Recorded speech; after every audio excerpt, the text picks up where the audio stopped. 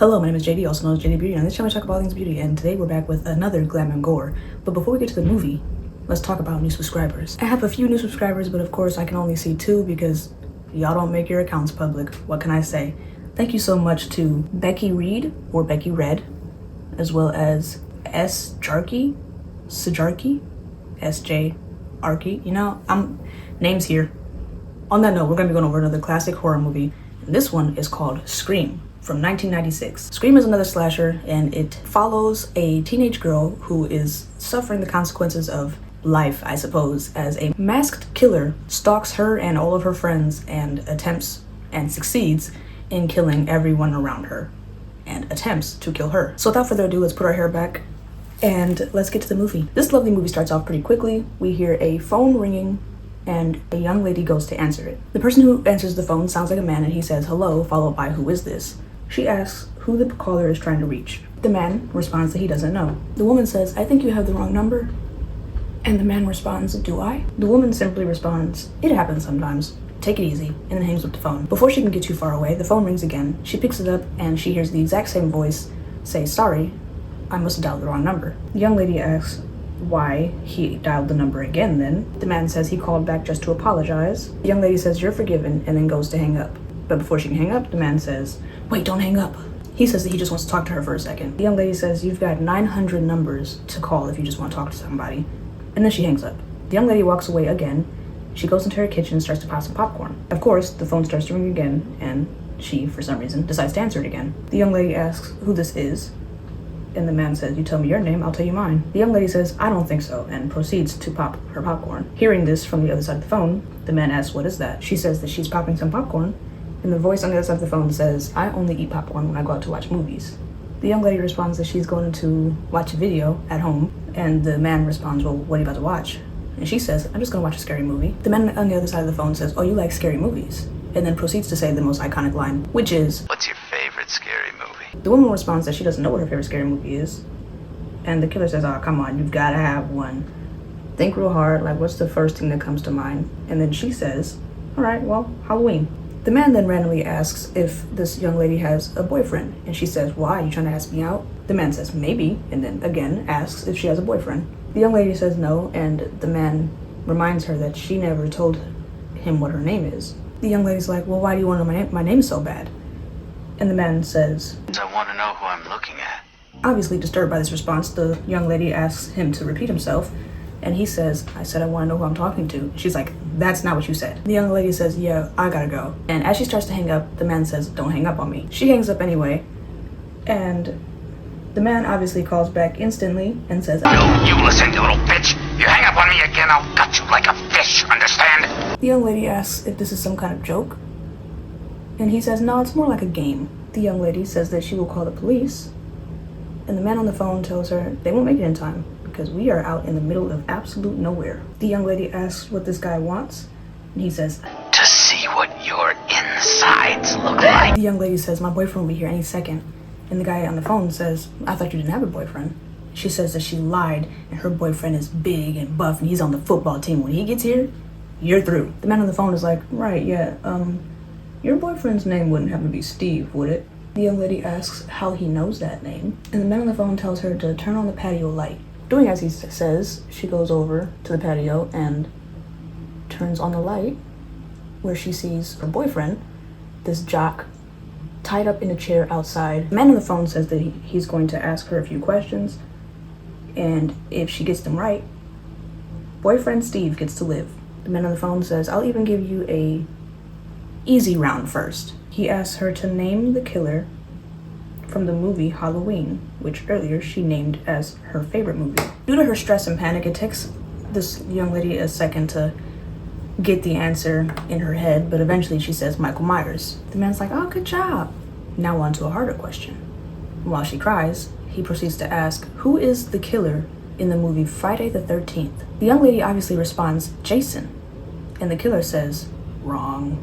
And that's a surprise tool for later, because I will be doing one of these about Friday the 13th. Though she insists that the killer for sure in that movie is Jason, our killer in this movie reminds her that Jason didn't pop up until later movies, and that the killer in this movie was someone else entirely. Wink. He repeats that the answer is in fact wrong, but don't worry because there is a bonus round. But unfortunately, boyfriend Steve is not invited to this bonus round, so yeah, he gets handled. We watch as the patio lights turn off. When the lights turn back on, he is gutted like a fish, just like the killer said he would do to this young lady. For his final question, the man on the phone asks, "Which door am I at? Front door or patio door?" The young lady looks around, looking between the two options, and then before she can answer, a chair is thrown through the patio door. The young lady runs away to grab a knife in the kitchen, and as she's in there, she sees a figure in a black cloak and a mask running through her house. She takes the opportunity to run out of a side door where she peeks back inside to see this cloaked figure searching around her house for her.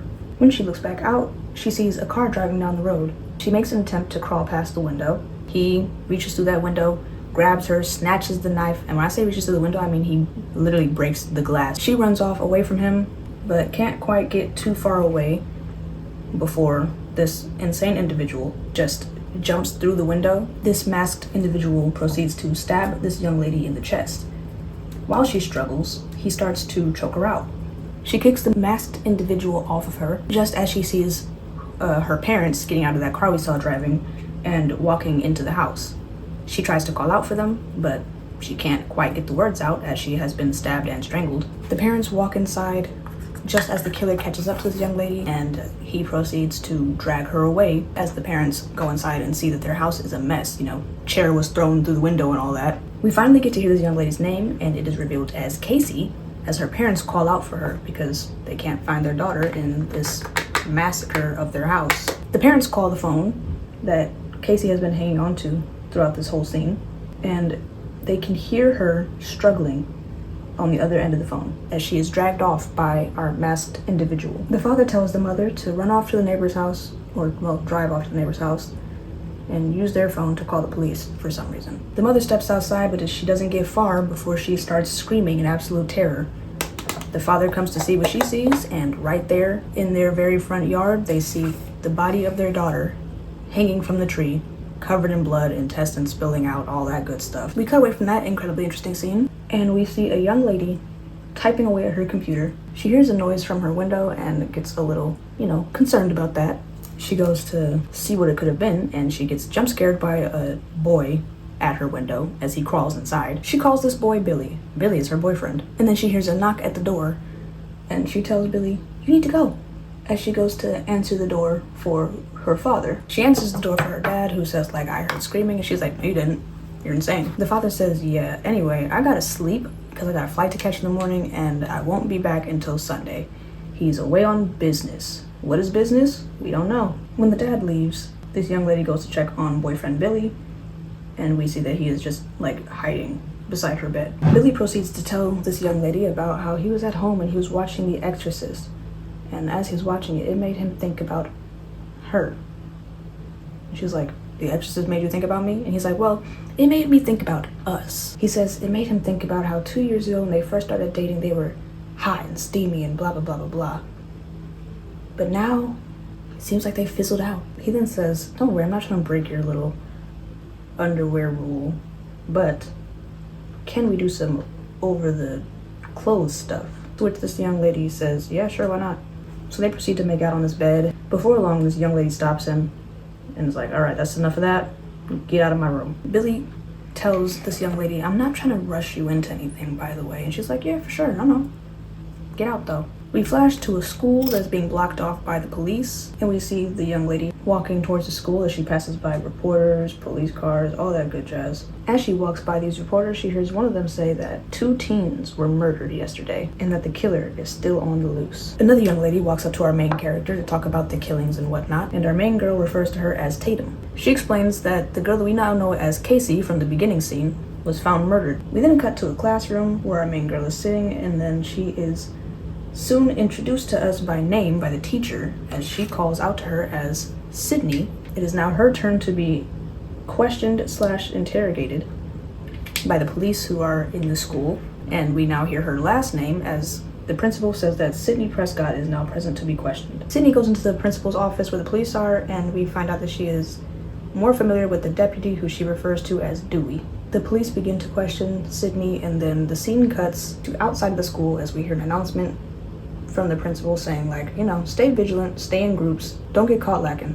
We see that this group consists of Sydney, Tatum, boyfriend Billy, and 2 other boys who are soon introduced to us as Stu, who is Tatum's boyfriend, and Randy, who is just the friend group's guy. Sydney suddenly says to Stu, didn't you used to date Casey? And Stu's like, well, yeah, for like 2 seconds. And Randy says, well, yeah, until she dumped him to date boyfriend Steve, who we watched get gutted earlier. And Tatum says, I thought you dumped her to date me. Stu's like, well, yeah, I did. He's just lying.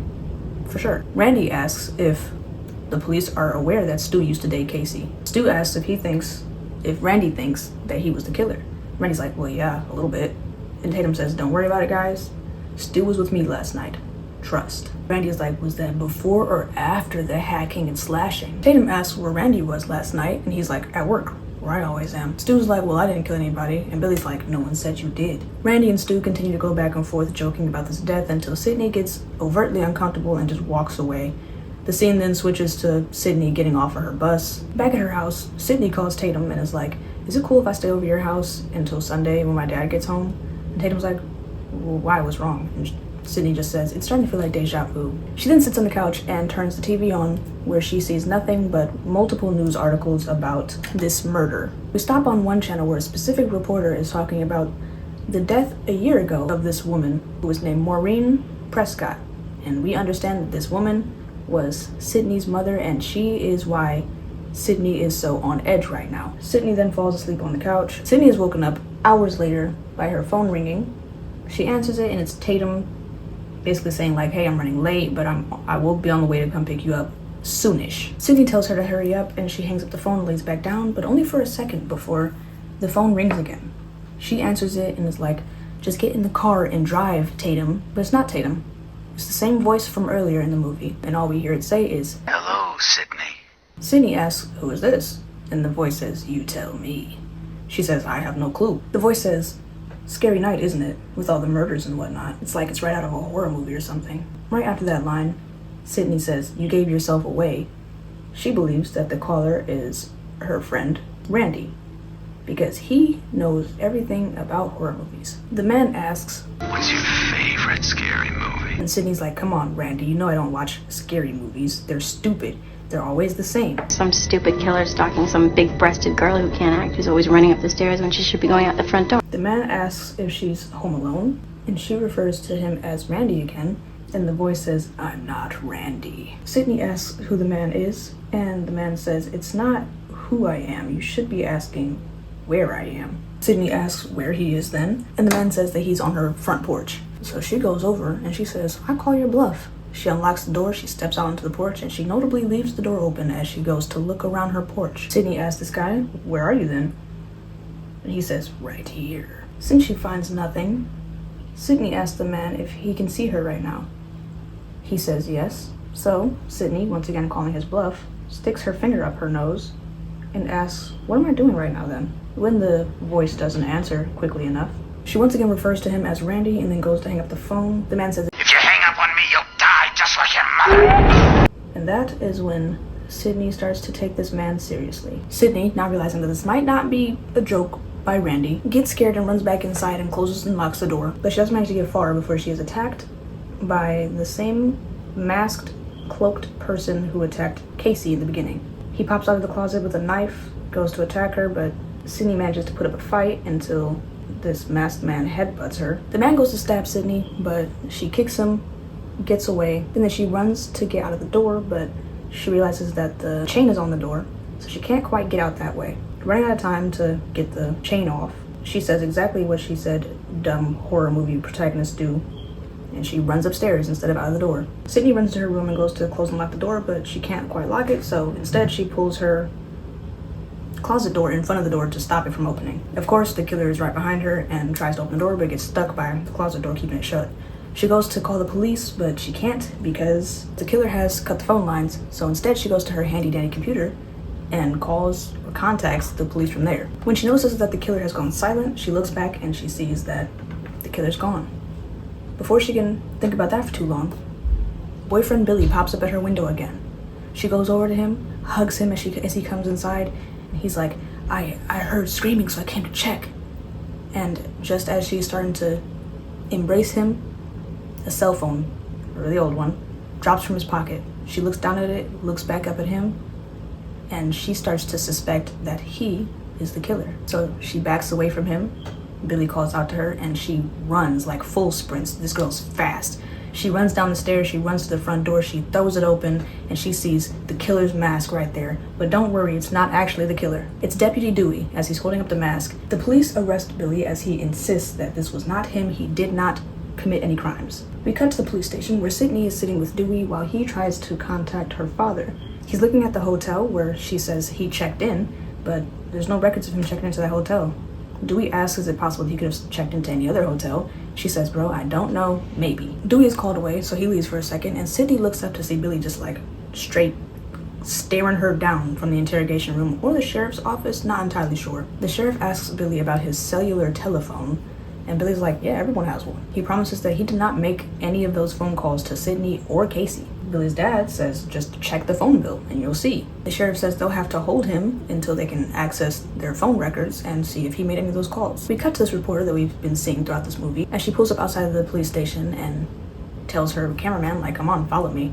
And she goes to push through the crowd of other reporters up to the station doors, but she's obviously stopped by the police because why would I let you in here? Dewey and the sheriff are looking at the costume that they got from the scene of the crime. They're saying, like, this thing can be found at any store in the state. Like, we don't know for sure where this purchase came from. Dewey says, well, we won't know anything about Billy's phone records until the morning, so there's really nothing we can do until then. He's then told by the sheriff to take Tatum and Sydney home, but use the back door because there's plenty of vultures outside. Out back, they run into the reporter from earlier, who is now referred to as Gail Weathers, as she tries to ask Sydney some questions. Tatum steps up and is like, hey, relax, no questions. But then Sydney says, no, she's just doing her job.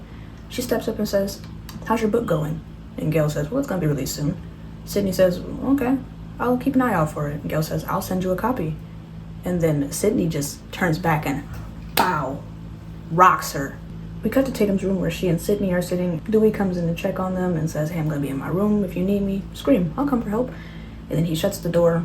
Sydney turns over but doesn't get to rest for long before before Tatum and Dewey's mom comes in and she says that someone's on the phone for Sydney. Sydney goes to answer the phone, and of course we hear, Hello, Sydney. The man says that she's got the wrong guy again. Sydney asks, who is this? And the guy says, you'll find out soon enough. And then he hangs up.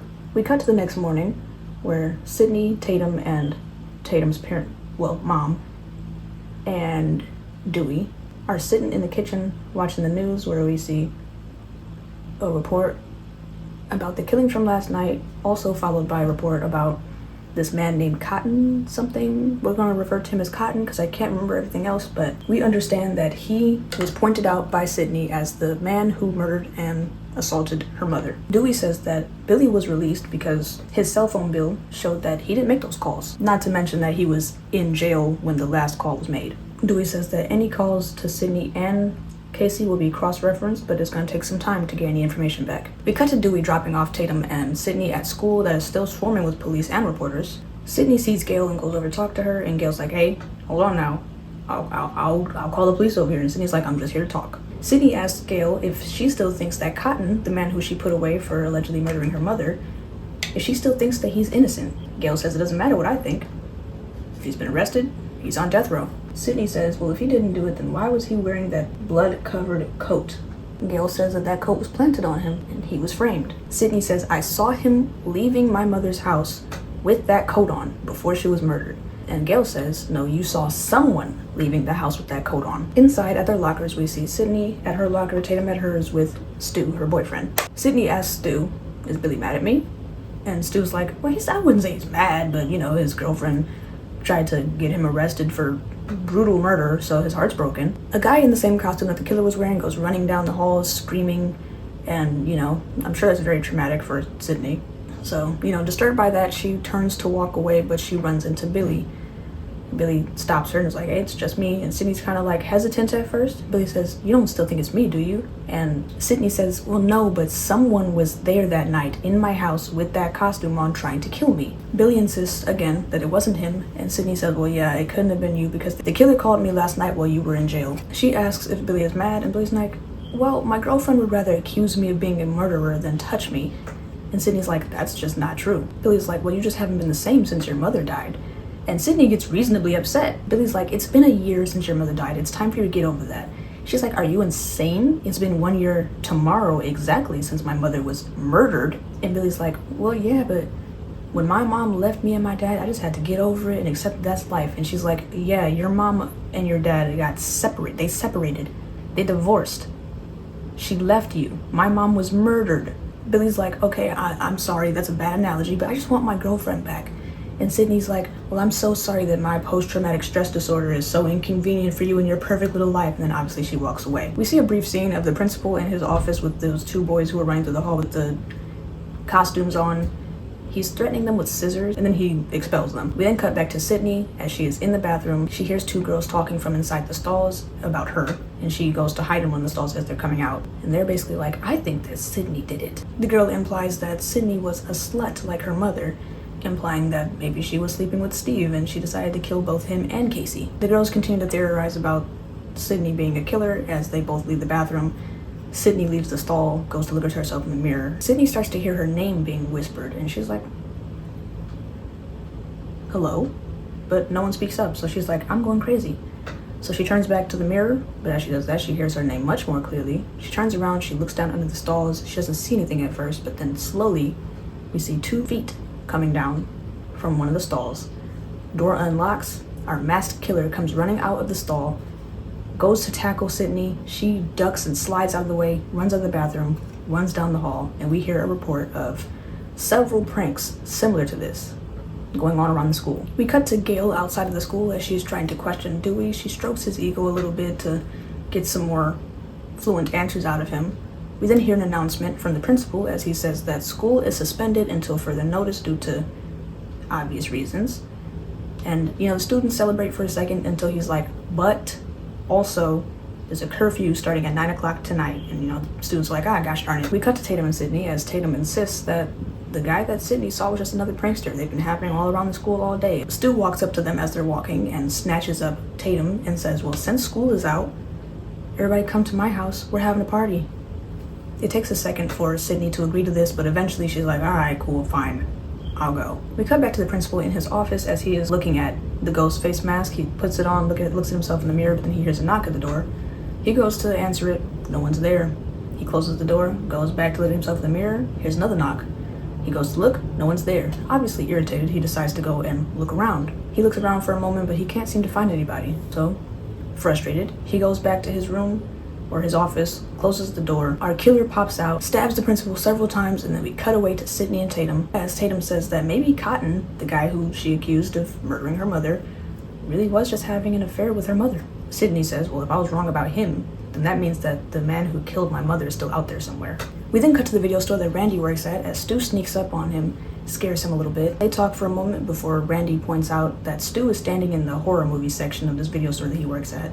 He's like, oh, that's just too obvious. Randy says that Billy is a textbook killer, and Stu says, well, if that's true, then why was Billy released? Randy says, well, that's because the cops don't watch enough horror movies. Stu asks why Billy would want to kill his own girlfriend, and Randy says, well, there's plenty of reasons that someone would want to kill their own girlfriend. Stu says he thinks it's Sydney's dad. Randy says that her dad is probably already dead, and his body is going to be revealed in the final act if this was a horror movie. As Randy's talking about Billy and how he's very clearly a murderer, he turns around, runs straight into Billy, and he gets hemmed up as Billy and Stu stand around him like predators as they kind of just like push him around a little bit. Billy and Stu mess with Randy for a second, and then Billy walks off, and Randy says, you're trying to tell me that that's not a killer? That's not a... Okay. We cut back to Dewey dropping off Tatum and Sydney so they can go shopping while Dewey goes to handle some business. The sheriff tells Dewey that the calls made to Sydney and Casey's phone both came from Sydney's father, who I think is called Neil Prescott. The sheriff points out that tomorrow is the anniversary of Sydney's mom's death, so that could be some motive there. The sheriff tells Dewey to stay close to Sydney, and then we cut to Dewey dropping off Sydney and Tatum at Stu's party. Gail pulls up outside of the same house to stake out. Dewey spots her and is like, oh, what are you doing here? She's like, oh, you never know when a story's gonna break out. And Dewey's like, oh, there's no story here. And Gail's like, so why are you here? And he's like, cause Dewey goes to check on the party and brings Gail with him, and Gail goes ahead and sneaks a little handheld camera along with her. Gail and Dewey walk inside and, you know, everyone's like, oh my god, that's Gail Weathers, the reporter. Meanwhile, Gail goes to hide her little camera somewhere. That's actually quite obvious and I can't believe no one saw it happening, but oh well. Stu asks Tatum to go and grab a beer for him from the garage, so she does that, goes out into the garage. She goes out to the fridge to grab a beer, and as she's doing that, she hears a noise. She looks over as some rakes and shovels fall over, but it's just a cat. The cat runs out to this doggy door that's in the garage door, like the big garage door, not the like door into the house. Tatum goes to leave the garage, but she realizes that she's locked in. She knocks on the door, calls out, but no one hears her. So she just opens the big garage door, flicks it, you know. She goes to get out, but as she goes to the door, it starts to close again. She turns around, she sees a masked man, same mask, same costume, standing at the door. Tatum's like, oh, am I supposed to be like the damsel in distress? Please don't kill me, Mr. Ghostface. I want to be in the sequel. And that is the first time that our killer is referred to by the name that he will forever be referred to as, which is Ghostface. Tatum tries to get past him, but Ghostface stops her. Ghostface grabs her arm, pulls out his knife, slices her arm, and then lets her go as she runs across the garage. He chases her, but he doesn't get very far before Tatum hits him with the freezer door and then runs past him. She goes to leave the garage again, but realizes that the door is still locked. Ghostface runs at her, but she dodges him and he just goes like flying over her. Tatum tries to crawl out of the doggy door and the large garage door. She gets stuck, obviously, because she's too big to get through. And Ghostface flicks the garage, and we just watch as she goes up, up, up, up, until she gets stuck at the top and her neck breaks at the top. Cut back to inside of the party, where it's starting to slowly clear out as we see Sydney, who's ready to leave, but she can't leave without Tatum, and she can't seem to find Tatum yet. Billy shows up, and he asks to talk to Sydney alone. Sydney's like, I mean, yeah, sure, let's go. So they go up to Stu's parents' room to talk alone. We see Gail and her cameraman talking about the live footage from the party, but they also point out that there is a 30-second delay behind the camera. Back to Sydney and Billy. Billy's like, I'm so sorry for being so selfish. And Sydney's like, no, baby, it's actually me who's being selfish. You were right. I need to get over the brutal death of my mother that happened only a year ago, and I need to just be there for you. And in case you don't understand where this scene is going, yeah, they proceed to... Yeah, the remaining partygoers with Randy and Stu proceed to watch Halloween on the TV, and Randy's talking about all the horror rules that they can't break. And they're like, what rules? So Randy says, you guys don't know the horror rules? So he stands up and he proceeds to go over the top 3 rules of horror. Number 1. You can never have sex. You cannot do it. If you do it, lights out. You are going to die. Confirmed. You're marked. Rule number 2. You can never drink or do drugs. Which, by the way, everyone at this party is doing. Guess what you are? Marked. And rule number 3? Never, ever, ever, under any circumstances say, I'll be right back. Because you won't be back. You're gonna get killed. Because you know what you are? Marked. Back in the reporter's van, Dewey knocks on the door and Gail opens it and he's like, hey, someone reported a car down the road. You wanna go check it out with me? Gail's like, yeah, for sure. So she gets out to go with him. While Randy and the partygoers are still watching Halloween, Randy gets a call, he picks it up, and he hears that their principal was murdered and like strung up or something. These insane teenagers are like, let's go up there and check it out before they take the body down. So they all leave except for Randy and Stu. We cut back to Gail and Dewey as they are walking down the road. The kids from the party go speeding towards them, and Dewey tries to, pull his cop stick, and he's like, hey, stop, I am the law. Obviously the kids don't listen because they're in speeding cars. So they race past them. Dewey quickly moves Gail out of the way. They tumble and rumble into the grass. Dewey lands on top of her. They kiss. And then Dewey's like, oh, sorry, I'm on the clock, got the badge on, can't participate in romance. And then Gail's like, oh, is that what you're looking for? And Dewey, looking at her, is like, my whole life. And she's like, no, you idiot, the car. So he gets up, goes to look at the car, and he says, this is Neil Prescott's car, if that's his name. He's like, what could he be doing here? Realizing that these children might be in danger, he's like, we gotta get back to the house now. Back at Stu's house, we see Sydney and Billy getting dressed again. Sydney is like, hey, Billy, who'd you use your one phone call in jail on? And Billy's like, oh, I called my dad. And Sydney thinks for a second and then says, well, no, the sheriff called your dad. Billy's like, well, yeah, when I called, he didn't answer. Sydney's like, I was just thinking it would have been pretty crazy if you used your one phone call to call me just so that no one would think that it was you. And that would be a pretty good alibi. And Billy's like, do you still think it's me? Sydney says, no, I don't think it's you. And Billy, very creepily staring at her like this, like a Bill Skarsgård, asks, what do I have to do to prove to you that I'm not a killer? We see Ghostface appear behind him. Ghostface grabs Billy, turns him around, stab, stab, stab, and Billy falls dead onto the bed. Ghostface then goes after Sydney. Sydney ducks and dodges, gets out of there, locks the door behind her, but she gets stopped by Ghostface, who, I guess, left through a different door and just met her there. Sydney hits Ghostface with the door and then runs into a different room, locks that door. She runs to the window, sees the reporter's van out there. She's banging on the window trying to get his attention, but obviously they're too far away. So instead, she turns back. She sees Ghostface starting to get through the door. So she's like, all right, cool. Opens the window, crawls out. Her arm is grabbed by Ghostface. He managed to make it inside. Ghostface grabs her as she's standing on the roof holding this window, and she just proceeds to fall off of the roof. She lands on a covered boat beneath her, and I guess that didn't hurt at all. She just rolls off. She sees Tatum's body in the garage door, and then she runs off and she runs to go find the reporter's van. We cut back to Randy as he's laying on the couch still watching Halloween as Ghostface is making an appearance behind him. Randy is commentating the movie saying like, oh, turn around, you know he's behind you, turn around, he's behind you. Obviously, same thing happening to him. Ghostface is behind him, he's not turning around. Sydney running and screaming causes Ghostface to look up. And then we cut to her as she reaches the reporter's van. The cameraman's like, hey, everything's cool. We've been watching you on this camera. Don't worry about why. Just know that we have. But then as they look at the screen, they see Ghostface behind Randy. So the cameraman gets out. He goes to turn around to run to the house, but then he sees that the door is open. He turns back to Sydney and is like, oh no. She's like, what? And he's like, I forgot there's a 30-second delay on this camera. Ghostface pops out from the side, slits the cameraman's throat, and then he proceeds to reach out, cuts Sydney. Sydney shuts the van door and then crawls out to the back of it. We cut back to Dewey and Gail as Dewey's like, you go back to the reporter's van, call the police. I'm going inside to check things out. Gail is calling out for her cameraman like, give me the phone immediately. She obviously doesn't get a response, but instead she steps into his blood. No body though. She climbs into the van, gets into the front, grabs the phone, proceeds to call the police. But as she's making the call, Randy pops up outside of the window.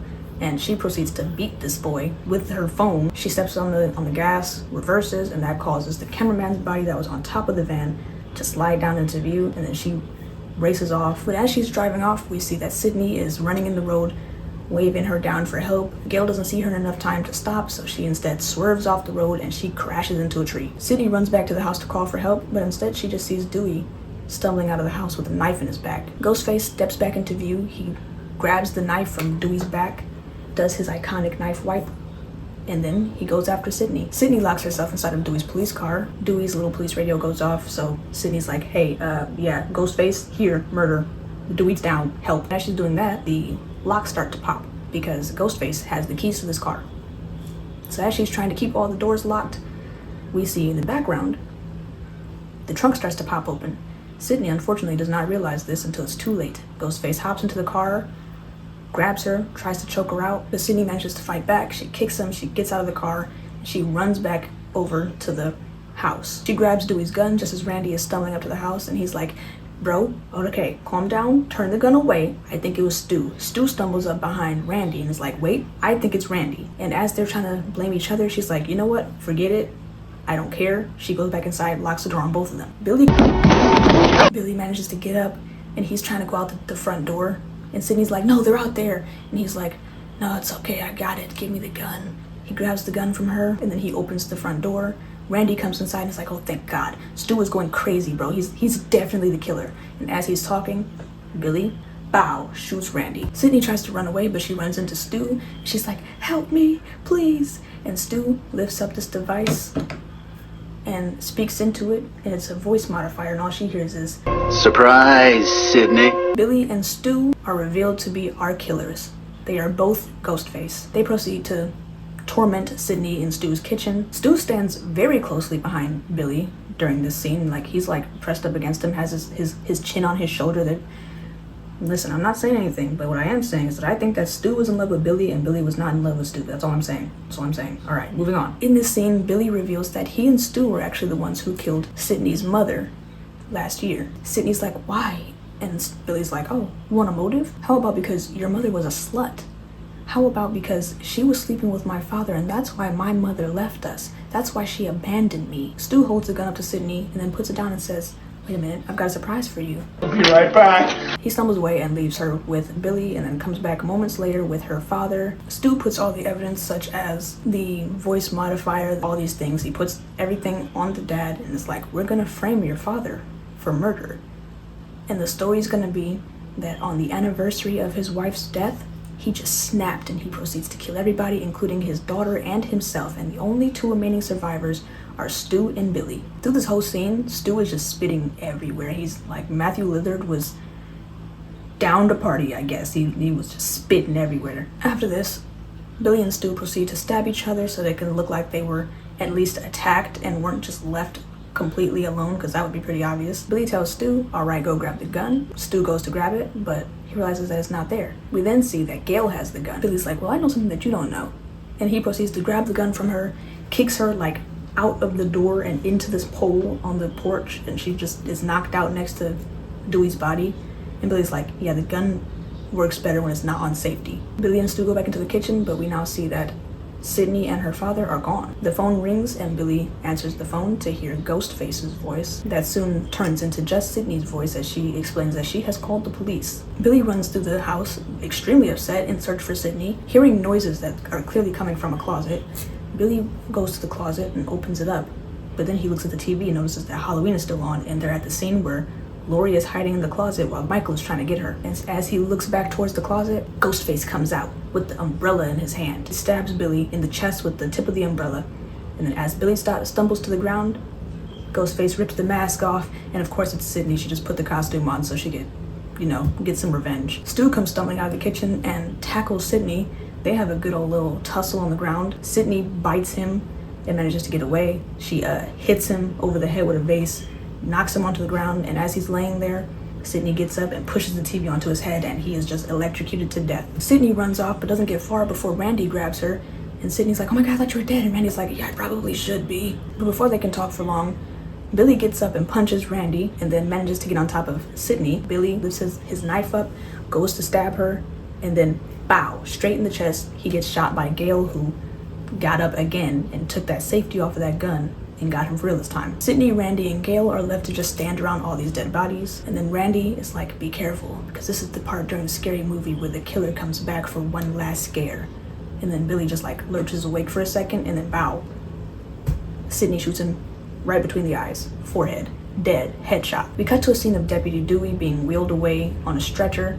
He gives a thumbs up, he's alive, he's being wheeled into the back of an ambulance off to a hospital where he will be saved to live on for the sequel. And boom, roll credits, movie's over. Now, I wouldn't exactly call this one of my favorite movies, but it's for sure up there. That brings us to the end of the video, which is where I tell you, don't forget to like, comment, subscribe. I love reading your comments. You guys don't comment often, but when you do, I really appreciate it. I like to hear your thoughts. I like to know what you guys thought about the movie, about myself, about my personality, but only if you're being nice to me, because if you're not being nice, then I don't want to know what you gotta say. If you'd like to support me in any other way, you can always look in my description where you can see my Cash App. If you ever want to send me a couple dollars, not mandatory, it's just a suggestion, just saying.